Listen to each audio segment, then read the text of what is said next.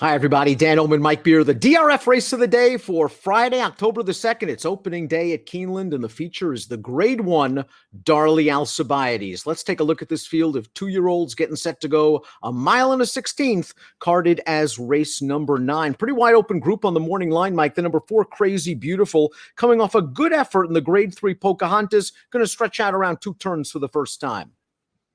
Yeah, I guess this could be pretty closely matched come post time. We'll see how they bet it. I really think Crazy Beautiful has run well in all of her races so far. Dan, I guess the question with her now is when does she run a fast race?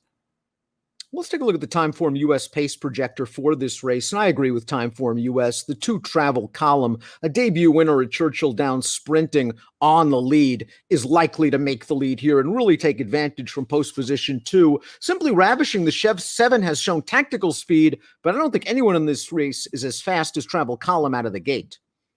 Yeah, we'll see. That horse should show speed in this race. I don't see why the 1 thoughtfully wouldn't show speed in this race also, Dan. She's stretching out from a couple of sprints, and she has the rail. Speaking of thoughtfully, she was such an impressive debut winner at Churchill Downs for Steve Asmussen. We were looking forward to see her run in the Grade 2 Adirondack, and she did not disappoint. Let's watch that race right now. Thoughtfully is on the outside, turning into the stretch in the brown and white cap. She's the number 4, and she's got some work to do. And I like the fact that she had to work second time out. She's going to grind down this field. Maybe not the strongest field in the world, but she does it right, and she becomes the 4th black type earner out of her dam. Yeah, I mean, she won very easily in this race. I guess if you wanted to knock it in some way, you would just say it just didn't come back that fast with a 69 buyer. And as you said, it wasn't a very strong field. But listen, she's run twice now. She won both of those races very easily at the end. She's got a great post, and she's a Tappet out of a Phipps female family. She is supposed to have no problem with this distance. I wonder about the 2 travel column. I have a feeling she's going to get the distance. She's a half to Neolithic who placed in both the Pegasus World Cup and the Dubai World Cup. The dam was a multiple stakes winner on the turf going long. And I just like the way travel column won her career debut for Brad Cox, an $850,000 daughter of Frosted. She was pressing some legitimate fractions, and she went about her business in the stretch. Yeah, I liked her debut a lot. She showed easy speed in that race, just tracked the pace until she wanted to take over. She basically dragged Giroux up to the lead on her own there, and she won very easily in the stretch. Another horse who it feels like, she's going to be fine stretching out based on her pedigree, Dan. And if she makes that lead like the pace projector suggests, she'll probably be tough in here. I don't know. Like you, I liked her debut. It kind of feels like Cox and Giroux are lined up to win, 75 stakes races this weekend.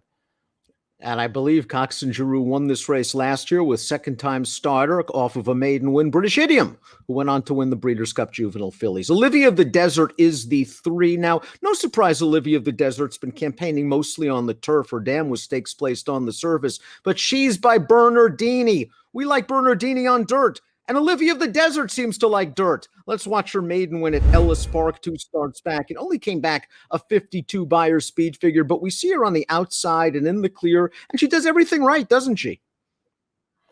She really did. She looked really good. When there's another race where the winner looked good, but the race didn't come back that fast. I mean, look at this. The short comment says coasted past. I'll agree with that. She was, rolled by this field, ridden out to the end. Very impressive. You know what? She didn't even run that poorly on turf last time, Dan, against a really good field. Now she's back on dirt. She's got Lannery aboard. He'll save all the ground with her. This horse is interesting at a price. Crazy Beautiful's probably the horse to beat for Kenny McPeak. She has already won around 2 turns. That was her debut on the turf. She came back. She won the Ellis Park debutante at 7 furlongs. Boy, she didn't have a good trip in that race. Didn't break slow, down inside, ridden with a lot of confidence, bumped hard turning into the stretch, split horses, angled to the inside, and got away from that field. And last time out in the Pocahontas, that wasn't exactly the cleanest trip either, although she had a little pace to run at. She did. She was, in and among horses, probably at a crucial point there coming to the upper stretch, Dan. I thought she ran well again, but she did get clear with time in that race, and the winner of the race was just too good for her, and she really couldn't threaten her late, but she ran fine in that race. Another small step forward there. Again, you just sort of wonder when she's going to run a fast race, but she appears to have a good amount of talent. Extrema is the number 5. Debut winner at Golden Gate Fields over their Tapeta surface. She's chased Crazy Beautiful in vain in her last 2.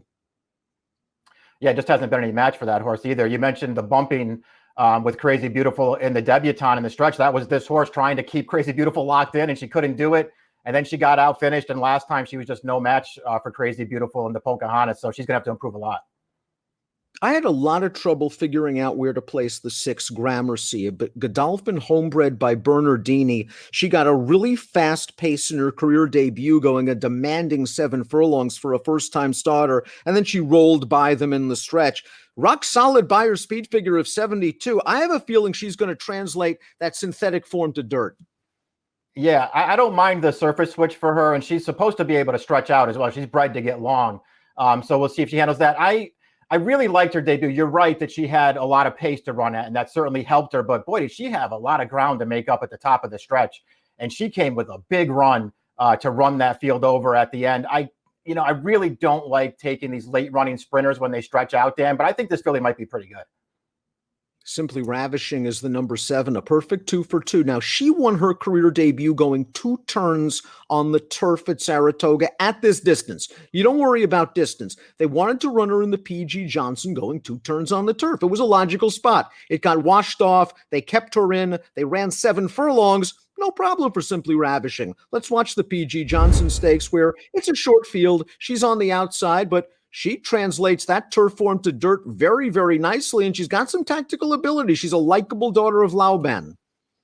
Yeah, she does have tactical speed, and you're right. The distance is no problem for her. I mean, she wins this race easily, Dan. It was not a good field after it came off the turf. There really wasn't anything in there, and only 3 horses behind her. But she, on her own right, looked good winning it. And as opposed to just about everyone else in the field, she actually ran a fast race. An 81 Beyer would give her a big chance in here. Let's take a look at our top picks for the Grade 1 Alcibiades Stakes. We're both going with Travel Column. Think she's going to be able to make the front. Ran fast enough in her career debut. Well-bred, well-connected. Something tells me she's going to get hit a little bit off that 7-2 morning line. I feel the same way about her. I don't know what kind of price she's going to be in here, but I just really liked her debut. And I think she's going to get a good trip in this race. Mike's going 2461. I'm going 2746. You go get those free formulator past performances on the Race of the Day event page at DRF.com. The Grade 1 Darley Alcibiades opening day of the Keeneland Fall meeting has an approximate post time of 5:40 Eastern. Good luck.